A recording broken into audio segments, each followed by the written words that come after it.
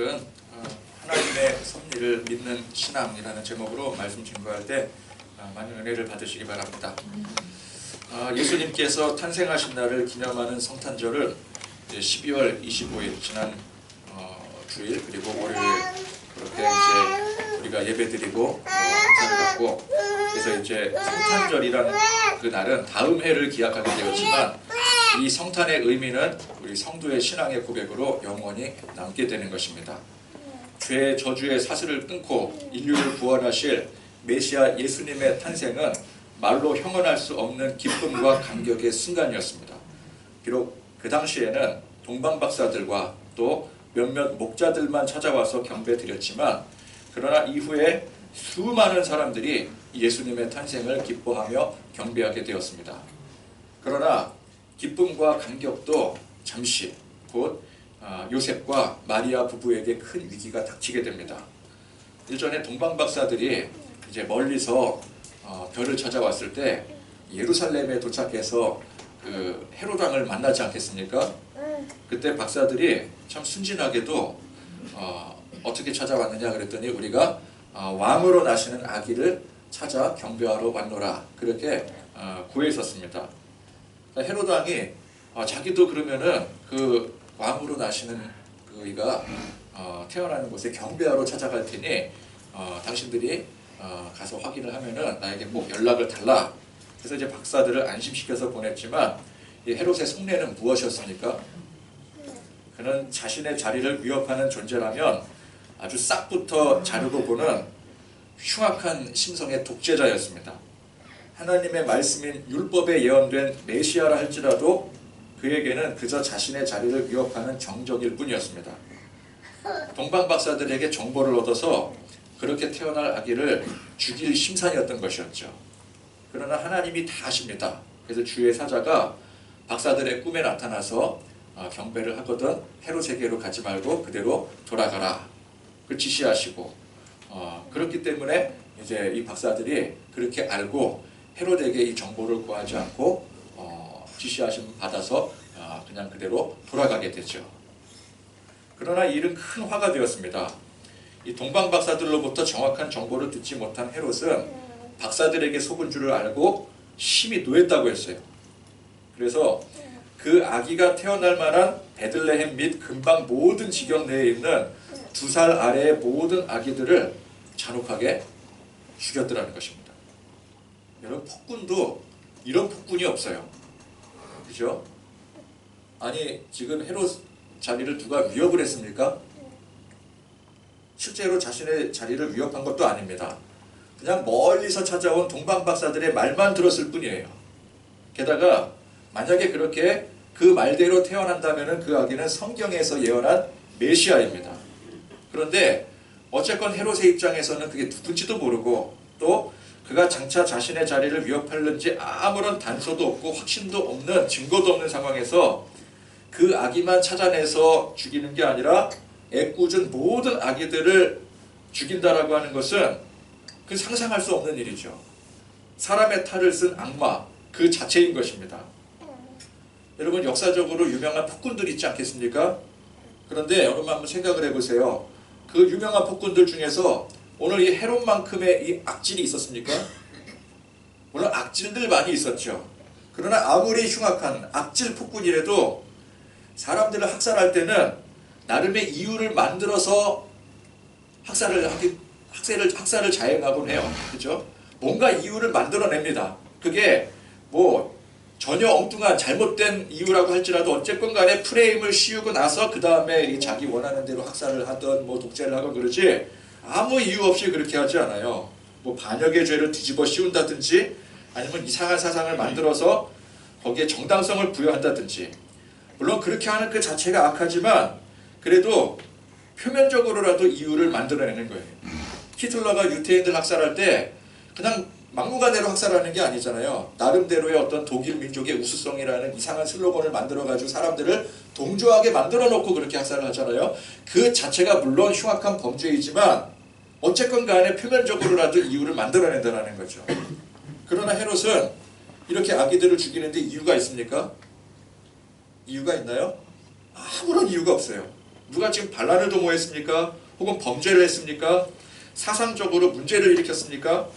그냥 무작정 자기 기분 내키는 대로 2살 미만의 아기들을 학살을 한 거예요.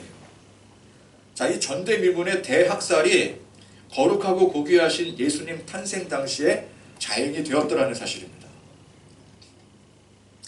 자, 헤롯이 그렇게 악한 마술을 뻗쳐서 예수님을 죽이려고 했지만 하나님께서 그걸 그냥 두고 보실 리가 없습니다.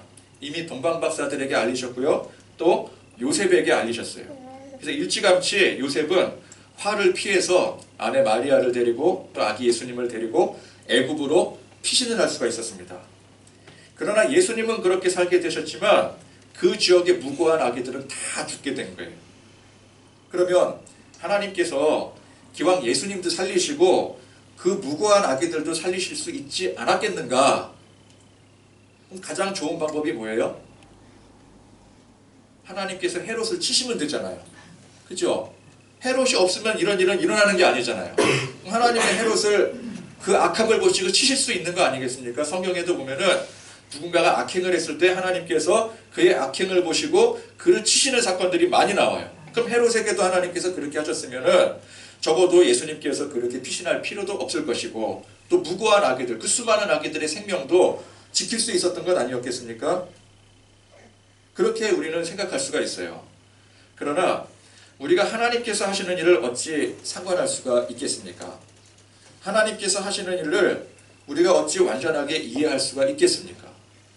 하나님은 악인을 특별히 벌하기도 하시지만 또 그대로 내버려 두시기도 하세요. 그러니까 무조건 악한 죄인들은 하나님께서 다 치신다. 그게 아닙니다. 대부분은 악행을 저질러도 하나님이 그냥 내버려 두셔요. 만약에 하나님께서 자, 우리가 사람이 죄 짓는 대로 그 죄에 합당하게 곧바로 벌을 하신다면은 세상에 살아 숨쉴 수 있는 사람 아무도 없을 거예요. 그죠? 우리 다 죽어야 됩니다. 여러분 다 죽을 죄 짓고 살지 않았습니까? 아이, 그래도 저는 죽을 죄까지는 아닌데요. 뭐 그렇다 하더라도 세상에 죄 짓는 사람 하나도 없을 거예요. 그죠? 누가 막 흉악한 죄를 지었더니 바로 하늘에서 벼락이 떨어져서 벼락 맞아 죽더라. 바로 교통사고 당해서 죽더라. 뭐 건물이 무너져서 그 잔해에 깔려서 죽더라. 그 당장 그 벌이 임하게 된다면은 그걸 보는 사람들이 그걸 보고 어떻게 죄를 짓고 살 수가 있겠어요. 그러나 하나님은 대체로 그냥 내버려 두십니다. 이걸 유기라고 하는데 이게 사실은 일종의 형벌입니다. 그냥 내버려 두시는 것 자체가 형벌이에요. 이걸 유기의 형벌이라 그래요. 자, 벌을 안 주시고 내버려 두시니 이게 문제가 되는 거 아니냐 할 수 있는데 이렇게 내버려 두시는 것 자체가 하나님이 내리시는 형벌입니다. 이게 하나님께서 직접 벌하시는 것보다 훨씬 더 큰 형벌이에요. 당장 잘못했을 때 벌을 주는 것은 그만큼 그 대상에게 관심이 많다라는 뜻입니다. 그죠? 여러분들도 이렇게 자녀들 이렇게 훈육하고 양육하실 때 뭐 막 잘못했을 때 그 옆에 하나님 엄마한테 혹시 많이 혼나지 않았어요? 근데 혼나는 게 좋은 거예요. 내가 잘못했는데 내가 막 정말 싹퉁머리 없이 그냥 엄마한테 대들고 막 그러는데도 엄마가 막 가만히 잘한다. 그러면 당장은 좋을 것 같지만 그게 좋은 게 아니에요. 학교 선생님이 옛날에는 무서웠었잖아요. 물론 이제 변태 사이코 막 그런 기질 가진 사람들 말고 정말 학생을 사랑하는 그런 마음으로 학생들을 훈육하고 지도했던 선생님들 중에서 매를 얼마나 들었는지 몰라요. 그렇죠? 얼마나 매 맞고 우리가 학교에서 자랐습니까? 매 그냥 뭐 장사는 없대지만 여러분들 다 매 장사가 돼가지고 학교 졸업하지 않았습니까? 그래서 빛나는 졸업장을 땄을 때 여러분 다 교복 입었던 분들은 교복 다 태우고 그랬잖아요. 근데 어쨌건 그럴 때 지금 생각해보면은 야, 그때 그 선생님이 나를 생각하셨구나. 그래서 그렇게 엄하게 교육을 하셨구나. 그때 우리 아버지가 왜 그렇게 때렸는가 그때는 이해가 안 됐는데 우리 엄마가 왜 그렇게 나를 그렇게 못살게 굴었는지 이해가 안 됐는데 그때 만약에 그러지 않았었으면은 내가 막 나가겠구나. 여러분 그렇게 생각 들지 않았어요? 그렇게 생각이 안 드시는 분은 철이 아직 안 드신 거고 철이 다 들게 되면은 야, 그때 그게 다 이유가 있었구나. 그런 겁니다. 그죠? 어떤 영화에서 제가 생각나는 그 대사 중에 하나가 조폭 아들이었거든요. 조폭 아들이었는데 고등학교를 중퇴를 했어요. 근데 친구가 이렇게 찾아왔습니다. 근데 친구는 이제 대학도 가고 그렇게 됐는데 그 친구한테 자기는 부럽다 그러면서 자기는 어렸을 때 나가서 나쁜 짓 하고 들어오면은 집안에 형들이 그렇게 많았는데 형들이 다 누구예요? 그 조폭 똘마니들이죠. 아버지가 조폭 두목이었으니까. 그럼 그 형들이 무조건 다 잘했다는 거예요. 도둑질해도 잘했다 그러고 누구 패고 와도 잘했다 더 패주라 그러고 만약에 그때 단 한 사람이라도 나한테 잘못했다고 따끔하게 야단을 치고 혼을 내줬으면 내가 지금 이렇게 되지 않았을 텐데 그러면서 그때 아버지랑 그 형들이 너무 원망스럽더라는 거예요. 여러분 당장 잘못했을 때 벌을 주는 것은 그만큼 그 대상에게 관심이 많다라는 뜻입니다. 근데 잘못을 했는데도 그냥 뭐 내버려 둔다 관심이 없다라는 뜻이죠. 하나님께 관심 받는 인생이 복된 인생인 것입니다. 하나님께 아무 관심 못 받는 게 무엇보다 큰 형벌인 거예요. 예수님께서 고난당하실 때 십자가 고난당하실 때 왜 괴로워하셨습니까? 예수님께서 십자가를 지실 때는 온 세상의 죄를 한 몸에 짊어지시고 그 순간만큼 하나님께 외면당하는 순간이에요. 하나님께 외면당하니까 십자가에 달리시는 거예요. 예수님은 그 고통을 하셨어요. 하나님께 외면당하는 그 한순간이라 할지라도 그것이 얼마나 큰 고통인지. 예수님의 고통은 외면의 고통이지 육신의 고통이 아닙니다. 그렇게 고백을 하셨던 거예요. 그러니까 우리가 하나님 앞에 관심을 받는 게 얼마나 축복인지를 알아야 됩니다. 하나님이 우리에게 관심을 끊으신다? 그러면 세상 살기 참 편할 것 같지만 그게 가장 큰 저주라는 사실을 알아야 돼요. 그래서 우리 생각에 하나님께서 헤롯을 직접 벌하셔서 많은 아기들을 살리시면 좋겠지만 하나님은 헤롯의 흉악한 범죄를 그냥 내버려 두셨다는 것입니다. 유기하셨어요. 무슨 뜻이에요? 하나님은 헤롯에게 관심이 없다. 나는 너를 정말 미워한다. 뭐 그 뜻이 되는 거 아니겠습니까? 그게 하나님의 뜻이라면 우리는 여기에 가타부타 할 말이 없는 겁니다. 그러니까 우리 생각에 야 뜯어고칠 건 다 뜯어고치고 나쁜 것들은 싹 다 그 싹부터 잘라버리고 행한 대로 보응을 받게 하면 좋겠지만 그렇게 한다고 세상이 온전히 돌아가는 게 아니에요. 하나님께서 세상을 운영하시는 방법이 그게 옳은 것입니다.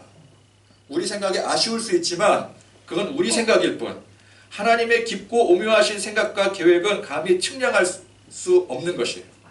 우리 생각에는 내가 왜 이런 고난을 당해야 되는가? 하나님이 당장 해결해 주시면 좋지 않겠는가 싶겠지만 그러나 하나님의 뜻은 우리는 모르는 거예요.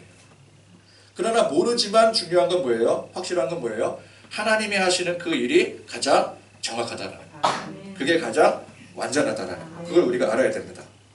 어쨌건 하나님께서는 이 헤롯이라는 악한 죄인을 통해서 수많은 무고한 사람들이 죽는다 하더라도 그를 당장 막지 않으시고 유기하심으로 내버려 두셨더라는 거예요. 여기서 중요한 포인트는 그 하나님께서 왜 그러셨는가 이게 아니라 헤롯이 그만큼 악하다라는 것입니다. 그 악함이 정도를 넘어서 수많은 무고한 생명을 죽이고도 모자라서 메시아이신 예수님까지 해치려고 했다라는 거예요. 그러니까 헤롯의 악함 때문에 우리가 하나님의 섭리를 비판할 수가 없는 것입니다. 오늘 말씀해 보면은 성경의 뜻이 이루어진다라는 표현이 많이 나옵니다. 요셉이 주의 사자의 말을 듣고 아내 마리아와 아기 예수를 데리고 애굽으로 피신해서 헤롯이 죽기까지 그 애굽에서 살고 있었는데 이게 뭐라고요? 성경에 이미 말씀하신 바가 그대로 이루어진 것이라고 하고 있어요. 이게 어디 나오냐면 호세아서 11장 1절에 나옵니다. 이스라엘이 어렸을 때에 내가 사랑하여 내 아들을 애굽에서 불러냈거늘. 요 구절이 바로 이 장면을 말씀하고 있는 거예요. 또 헤롯이 2살 아래 남자 아기들을 모조리 죽였을 때 이것도 뭐라 그래요? 선지자 예레미야를 통해 말씀하신 바라고 했어요. 예레미야서 31장 15절에 보니까 여호와께서 이와 같이 말씀하시니라. 라마에서 슬퍼하며 통곡하는 소리가 들리니 라헬이 그 자식 때문에 애곡하는 것이라. 그가 자식이 없어져서 위로받기를 거절하는도다. 자, 그리고 요셉의 가족이 애굽에 피신해 있다가 헤롯이 죽은 후에 주의 사자가 다시 현몽해서 야, 그 헤롯 죽었으니까 다시 돌아가도 된다. 이스라엘 땅으로 돌아가라 했을 때 요셉이 가다가 갑자기 또 두려운 마음이 생겼어요. 왜? 헤롯의 뒤를 이은 아들도 헤롯이잖아요. 그럼 그 나물의 그 밥이잖아요. 그죠? 두려워하니까 다시 또 이 요셉에게 지시를 하셔서 그러면은 갈릴리 지방 나사렛이라는 동네에 거기에 머물러라. 거기까지는 헤롯의 마수가 뻗치지 않으니까. 이 갈릴리 지방은 헤롯이 통치하는 곳이 아니거든요. 이스라엘 땅이지만. 그래서 나사렛이라는 동네에 머물러서 그것도 이제 하나님의 뜻입니다. 정착하게 되었는데 이 또한 성경에, 구약 성경에 이미 예언된 말씀이었더라는 거예요. 이사야서에 보면 나옵니다. 그러니까 이 사건 하나하나가 결코 우연히 발생한 게 아닙니다. 이미 하나님께서 예언하신 그 말씀이 그대로 이루어진 것이었어요. 그러니까 하나님께서 이미 다 계획하시고 섭리하신 뜻대로 이루어진다는 것입니다. 여기서 중요한 것은 헤롯이 악해서 그 때문에 수많은 변수를 만들어내는 것 같아도, 그러니까 헤롯이 악하지 않았으면 예수님께서 애굽으로 가실 필요도 없고 나사렛에 정착하실 필요도 없는 거잖아요. 그죠? 그런데 헤롯이 악했기 때문에 그런 많은 변수들이 갑자기 발생한 거 아니냐? 그 변수들 때문에 서둘러서 요셉을 피신하게 하고 동방박사들을 돌아가게 하고 뭐 그렇게 만드신 거 아니냐? 그렇게 생각할 수 있겠지만 이 모든 것들 또한 하나님의 미리 계획하신 섭리 가운데 이루어진 일이라는 거예요. 앞서 말씀드린 바와 같이 그 하나님의 섭리를 우리는 알 수가 없습니다. 이해할 수조차 없어요. 우리 생각에는 더 좋은 방법이 있을 것 같아요. 그죠?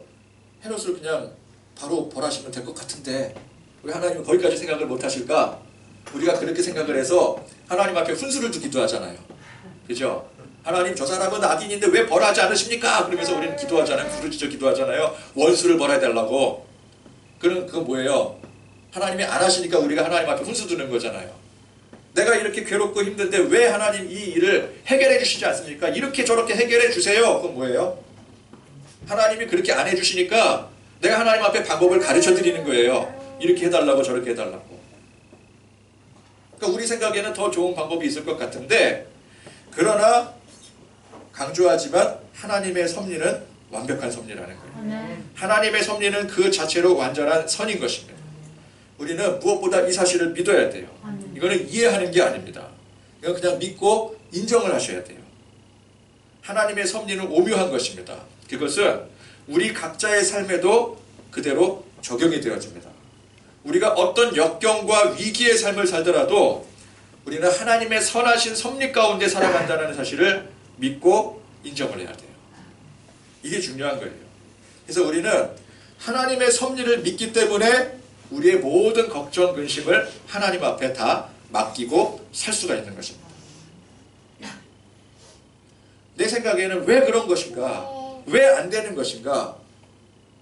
그러나 하나님의 섭리를 우리가 믿고 전적으로 맡길 때에 우리는 하나님 때문에 그 안에 참된 평안을 누릴 수 있고 감사의 고백을 드릴 수가 있는 것입니다. 예수님은 온 인류의 죄를 해결하시러 스스로 인간의 몸으로 오셨습니다. 모든 죄를 뒤집어 쓰시고 십자가에 희생하셨습니다. 세상에서 가장 고귀하고 값진 희생입니다. 그런데 그런 예수님을 태어나실 때부터 회방하고 핍박했던 헤롯을 보십시오. 헤롯은 세상 누구와도 비교하기 힘든 악질 범죄자입니다. 인간의 탈을 쓴 악마 그 자체예요. 그러니까 예수님과 헤롯은 완전히 대척점에 있습니다. 선과 악, 의와 불의. 예수님은 완전한 선이십니다. 그의 대척점에 있는 헤롯은 완전한 악, 세상 죄를 상징하고 있는 거예요. 자, 거룩하고 고귀하신 예수님 탄생 배경에 그런 최악의 범죄자가 지금 예수님과 대립 구도를 펼치고 있다는 것이 결코 우연이 아닌 것입니다. 예수님의 탄생 장면에서 이미 예수님과 사탄, 선과 악의 대립 구도를 이 예수님과 아기 예수님과 헤롯의 구도로서 설명을 보여주고 있는 거예요. 결국 예수님은 그런 헤롯의 무시무시한 마술을 피해서 생존하시게 됩니다. 이 선과 악의 대립, 예수님과 사탄의 대결에서 결국은 예수님께서 승리하신다라는 분명한 결과가 이미 탄생 때부터 이 헤롯과의 관계를 통해서 보여지고 있는 거예요. 아멘. 예수님의 궁극의 승리가 무엇입니까? 십자가의 승리예요. 근데 십자가에 달려 돌아가실 때는 마치 사탄이 승리한 것처럼 보였어요. 그러나 결국 누구의 승리였어요? 예수님의 승리였어요. 마찬가지입니다. 헤롯이 아기들을 찾아서 죽일 때는 헤롯이 승리하는 것처럼 보였어요. 헤롯의 그 마수가 예수님께까지 뻗쳐서 예수님 죽을 것만 같았어요. 그러나 결국은 누구의 승리였어요? 예수님의 승리였어요. 그걸 보여주고 있는 겁니다. 자, 우리가 예수님 믿고 새 사람이 되어서 하나님의 무한하신 은혜 가운데 살게 되었지만 그럼에도 불구하고 세상 환난과 핍박이 끊이지 않습니다. 의인이 고난을 당해요. 근데 이게 이상한 일이 아닙니다. 세상은 선과 악이 항상 대립합니다. 이게 법칙이에요. 그걸 오늘 말씀에서부터 보여주고 있는 거예요. 예수님이 탄생하셨을 때부터 예수님과의 그 대립적인 선과 악의 대립 구도에서 그 반대편의 그 대립 구도를 형성하는 인물이 바로 헤롯이라는 것이죠. 선이 있는 곳에 반드시 악이 따릅니다. 또 선이 강해지면 강해질수록 악도 강하게 대립하는 거예요. 여러분, 우리가 생각할 때 선이 강력해지면 악이 물러갈 거라고 생각하잖아요. 그죠? 그렇지 않습니다. 악도 같이 강하게 대립을 하게 돼요. 언제까지요? 언제까지? 내일까지요? 주님 오시는 그날까지. 그죠? 세상 종말을 구하는 그날까지 이 선과 악의 대립은 끊임없이 지속이 되는 겁니다. 우리가 아무리 선의 세력을 키워도 악은 그만큼 또 악의 세력을 키우게 되어 있어요. 그 사탄이 이 세상에서 하는 일이거든요. 공중권세를 잡고 흔드는 일이에요. 그러나 이제 예수님께서 오시고 우리가 천국 가면 그 모든 관계 다 끊어지게 됩니다.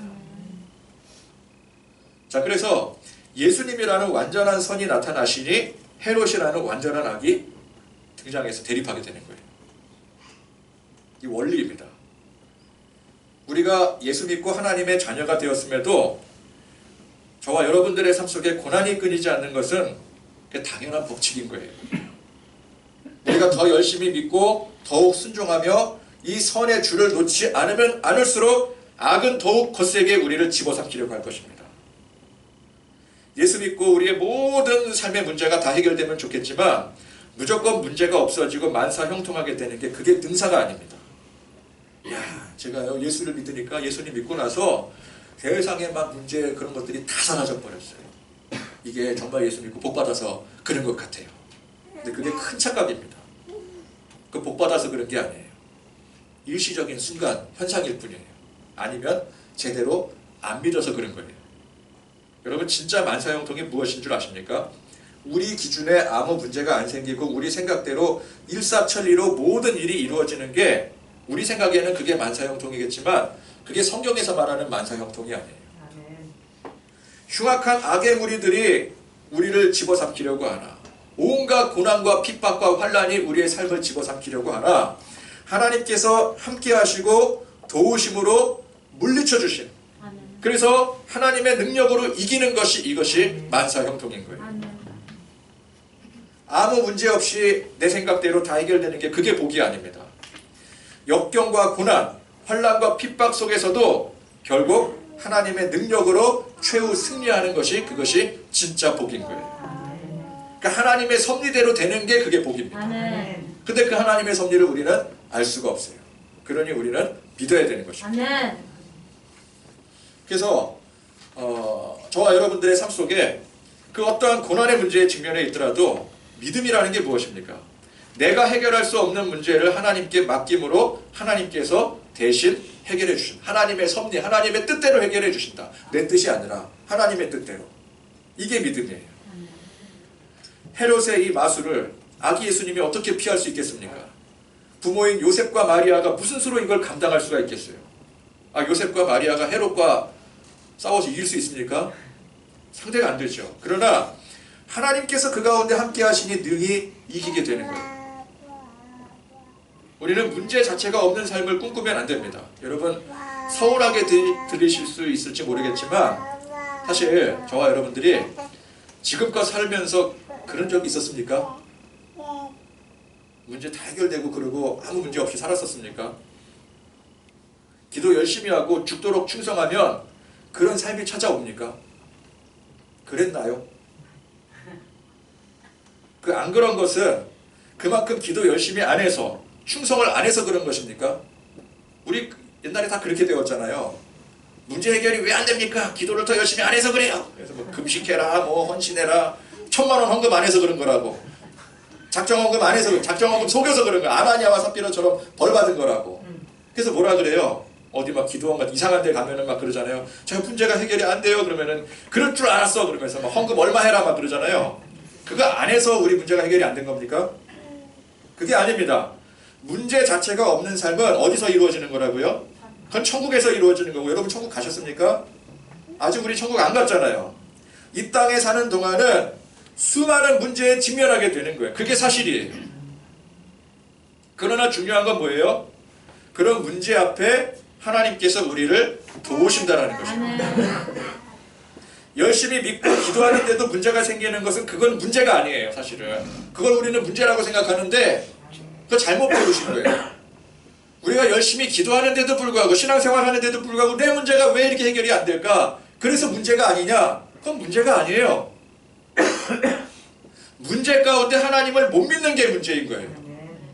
문제를 내 힘으로 세상의 방식으로 이기려고 하는 게 그게 문제인 것입니다. 오늘 이 말씀이 우리에게 주시는 교훈이 무엇입니까? 예수님도 그런 엄청난 문제에 직면했다라는 사실이에요. 환난, 핍박, 고난의 문제는 예수님도 피하실 수 없더라는 것입니다. 왜? 인간의 몸으로 오셨기 때문에. 인간의 몸을 입은 그 누구라도 이 고난의 문제는 해결할 수가 없어요. 우리 준호 학생이 동의하고 있잖아요. 예수님이 이때뿐이셨습니까? 공생의 모든 과정에 수많은 문제, 환난, 핍박에 시달리셨어요. 성경의 수많은 인물들이 문제투성이의 삶을 살았습니다. 저는 야곱을 좋아해요. 보통은 야곱을 싫어합니다. 왜 싫어합니까? 너무 약삭 바르고 뺀질거리는 것 같고 대체로 야곱은 비호감형입니다. 우리 뭐 아브라함, 뭐 이삭, 요셉, 다윗, 바울 이런 분들 얼마나 멋져요. 그렇죠? 그러나 저는 야곱이 바로 오늘 이 시대에 우리를 비추는 거울이라고 생각을 해요. 사람들은 겉으로는 다 괜찮아 보입니다. 꾸미는 게 많을수록 더 그렇게 보여요. 그러나 속, 내면도 그렇습니까? 화장 속 본 모습도 그렇습니까? 내면은 다 다른 거예요. 우리가 예수 믿고 깨닫는 진리가 무엇입니까? 예수 믿고 내가 죄인이라는 사실을 깨닫게 돼요. 이전에 생각했던 그 죄인의 개념이 아니에요.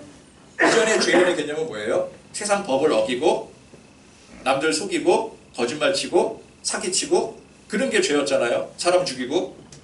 근데 예수 믿고 보니까 죄가 뭐예요? 그냥 내가 살아온 그 자체가 죄야. 그죠? 그걸 깨닫게 되는 거잖아요. 근본적으로 뼛속까지 죄인임을 우리가 예수 믿고 깨닫게 되는 거예요.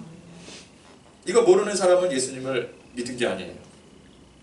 사도 바울이 자기 자신을 향해서 나는 죄인 중에 괴수다 라고 말한 것이 그냥 한 말이 아닙니다. 뭐 좀 특별해 보이려고 일부러 그렇게 한 말이 아니에요. 진짜 자신의 내면을 들여다보니까 그런 거예요.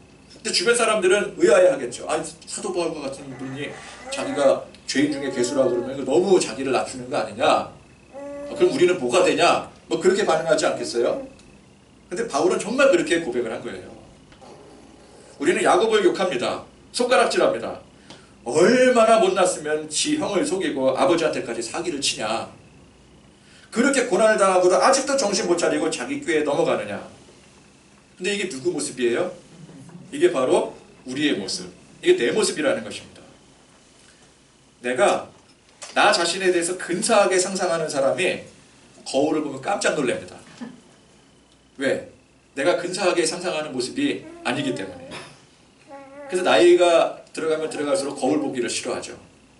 저도 그래요. 저는 예전에 여러분 믿기시지 않겠지만 저는 거울을 보면서 감명도 많이 받았었어요. 괜찮네 이 정도면. 사람들이 괜찮다고 인정할 만하네 막 이랬었어요. 뭐 믿거나 말거나 하지만. 그래서 그렇게 거울을 보는 사람들이 뭘 부정을 해요? 자신을 부정하는 게 아니라 거울을 부정해요. 거울이 잘못됐어. 거울이 틀렸어. 집에서 오냐오냐 키우는 강아지가요. 거울을 보고 깜짝 놀란답니다. 왜? 사람들과 섞여서 사니까 자기가 사람인 줄 알아. 근데 거울을 보니까 사람이 아닌 거예요. 사람만 사람이고 자기는 웬 털복숭이가 있어요. 그 놀라는 거예요. 사진을 찍어달래요. 사진 찍어주잖아요. 그러면 사진 받아보고 이거 아니래. 다시 찍어달래요. 카메라가 틀렸대요. 그러나 여러분, 카메라는 정확합니다. 카메라 기술이 얼마나 발달했는지 몰라요. 사실 야곱이 우리의 모습을 신랄하게 비춰주는 거울이요 카메라인 것입니다. 여러분, 거울에 비친 모습이 내 모습입니다. 카메라에 찍힌 모습이 바로 내 형상이에요. 그걸 뭐 보정을 하고 막 늘리고 뭐 포샵을 하고 그건 내 모습이 아니에요. 순수 카메라로 찍힌 그 모습이 내 모습이에요. 너무 정확해서 피부의 잡티까지 다 보여줍니다. 제가 예전에 그 수동식 카메라, DSLR 카메라 들고 다닐 때요, 제 안에 사진 찍어주면은요 항상 보정을 해서 줘야 됐습니다. 제가 그래서 포토샵을 그때 배웠거든요. 잡티 제거 다 했어요. 그러면은 이제 좋아하더라고요. 잡티 제거 안 해주면은요 사진 갖다 버리더라고요. 그거 싫으니까 부정을 해요. 그래서 야곱을 싫어하는 거예요. 왜? 내 거울이니까. 너무 나 같아서. 그걸 부정하고 싶은 심리에 마치 우리가 카메라를 부정하고 거울을 부정하듯이 이 야곱이라는 사람 부정하는 겁니다. 그 심리가 다 있어요. 제가 갑자기 야곱 이야기를 왜 하는가? 우리 모두는 야곱처럼 문제투성이의 인생을 살기 때문에 그렇습니다. 그런데 그게 이상한 게 아니에요. 그게 정상이에요. 우리는 야곱이 싫지만 하나님은 야곱을 싫어하지 않으십니다. 하나님은 야곱을 의인으로 여겨주셨습니다. 그래서 그의 이름을 이스라엘이라고 높여주셨어요. 이스라엘이라는 뜻이 뭐라고요? 하나님과 겨루어 이겼다. 세상에 그 정도로 높여줄 이름이 어디 있겠습니까? 하나님과 겨루어 이겼다. 만약에 스스로 그 이름을 붙였다. 그럼 굉장히 불경한 이름이죠. 근데 그걸 하나님이 붙여주셨다니까요. 고난의 인생, 그게 야곱입니다. 의인에게 임하는 고난, 그게 대표적인 인물이 누구라고요? 이게 야곱이에요. 우리가 생각할 때 야곱이 무슨 의인이야? 그러나 하나님은 야곱을 의인으로 높여주셨더라는 거예요. 예수님도 고난의 삶을 사셨습니다. 하물며 야곱과 같은 우리가 어떻게 완벽한 삶을 살 수 있겠습니까? 중요한 사실은 하나님께서 예수님의 환난과 핍박, 고난 가운데 임하시고 인도하신다라는 사실이에요. 또한 야곱과 같은 사람에게도 똑같이 함께 하시고 인도하신다라는 사실입니다. 오늘 우리가 야곱과 같이 문제투성이의 삶을 살지라도 우리가 하나님을 믿고 의지하고 기도하면 하나님은 언제나 우리 편이 되십니다. 의인에게 고난이 임한다. 이게 무슨 뜻입니까? 우리가 볼 때 의인이라 할 만큼 완벽한 사람에게도 고난이 임한다. 그 뜻이 아니에요. 야곱과 같이 형제 등치고 아버지에게 사기치고 끝까지 자기 꾀부리다가 넘어가고 그런 사람을 우리가 의인이라고 할 수 있겠습니까? 그런데 하나님께서 의인이라고 여겨주시는 거예요. 그러니까 의인은 하나님 기준의 의인이지 우리 기준의 의인이 아닙니다.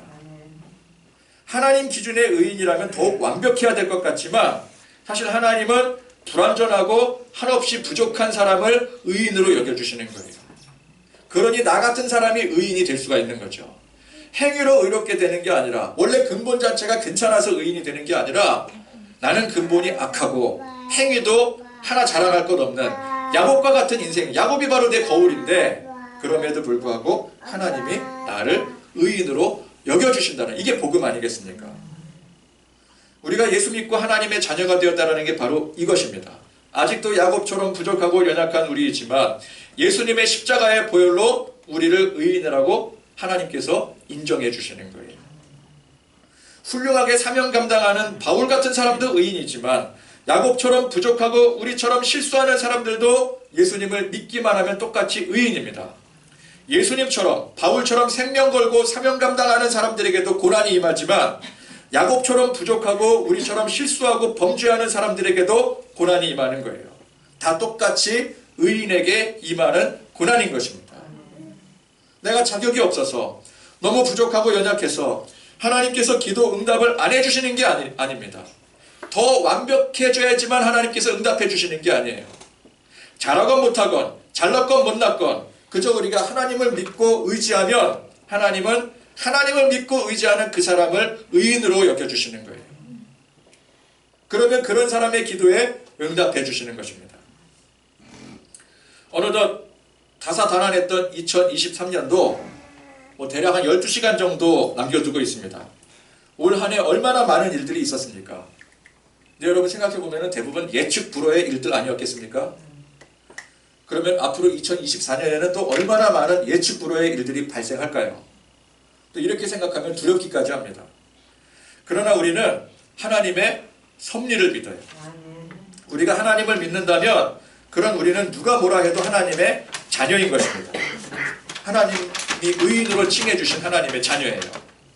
하나님의 자녀는 여러분 분명히 고백하십시오.